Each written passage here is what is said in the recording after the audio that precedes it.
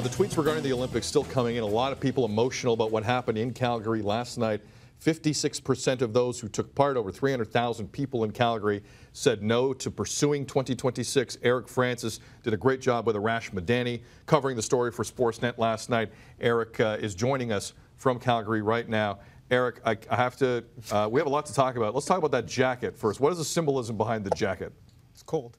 This is a 1988 Olympic volunteer jacket.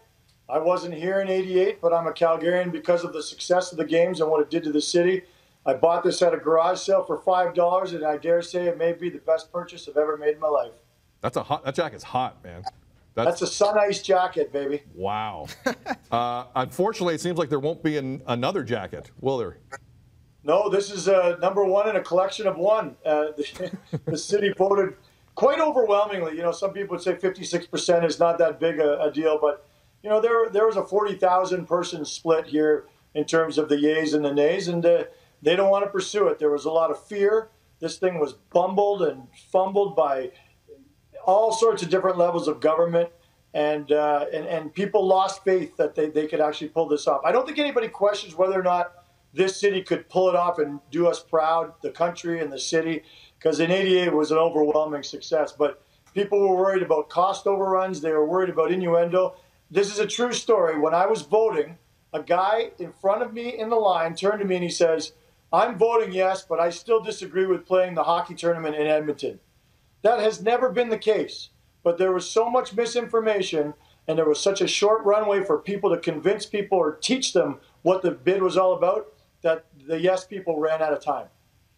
Interesting. I mean, I found it super interesting that so many people went out and voted. It was close to, you know, the municipal election. I was a yes person, even though, and Sid was no, even though we didn't have a vote. I was a nay. Which one of us is right? Well, you're right, DJ. I mean, you know, when we said no yesterday, we said no to $4.4 billion in spending from various levels of government. That's just going to poof. It just disappeared last night about 10 o'clock at night. It will never come back. It was a once-in-a-lifetime opportunity. The federal government was going to give $1.4 billion.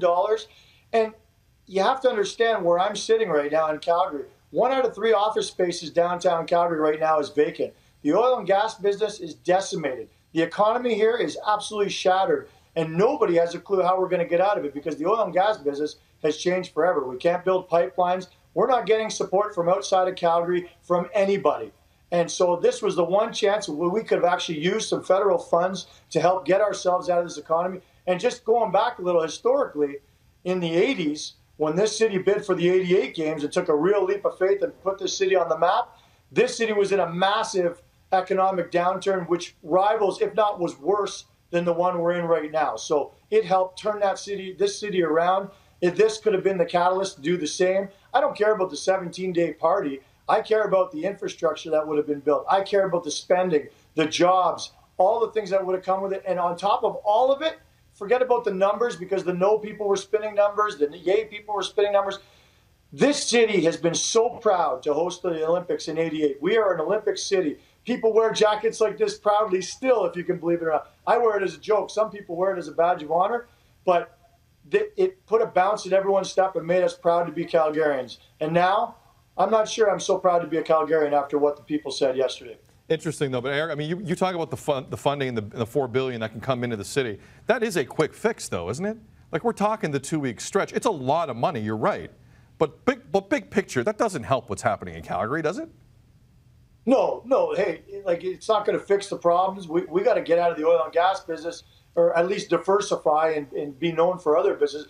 We have bigger issues to deal with, you know, in terms of our economy moving forward. But boy, what a kickstart this would have given us. And it would have also continued the Olympic legacy. The reason Calgary bid on this is not because we think we're smarter or better than any other city, because a lot of people are saying, well, why would anybody bid for the Olympics? There's only two cities left, 2 countries left. The reason why was because we looked around and said, hey, we've got 11 of the facilities already with a little bit of lipstick on all of them. Could we not host the kinder, gentler games now? And that's what they looked around and said, yeah, we can put together a frugal bid and do this.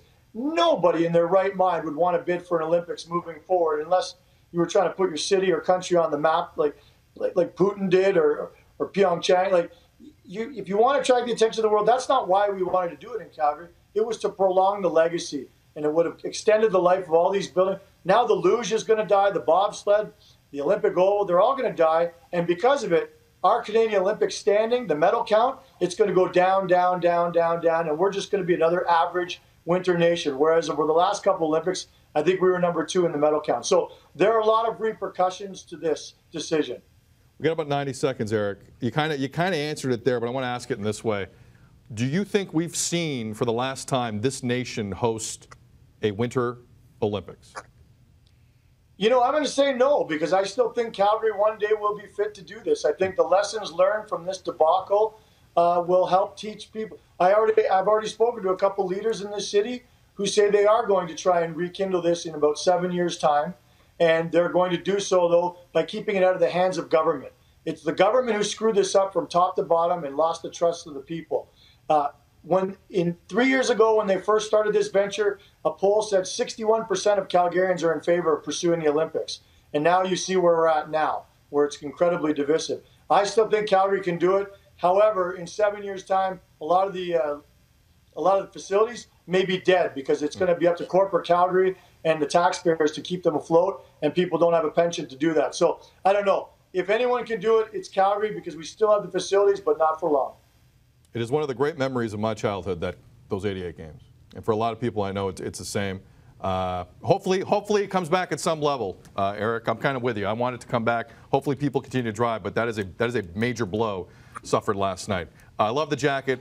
Thanks as always, Z. You're fantastic. Thanks, boys. Good to see you. Cheers. Eric Francis, after a long day yesterday, hopping on with us and breaking down what, again, was a very emotional day in the city of Calgary.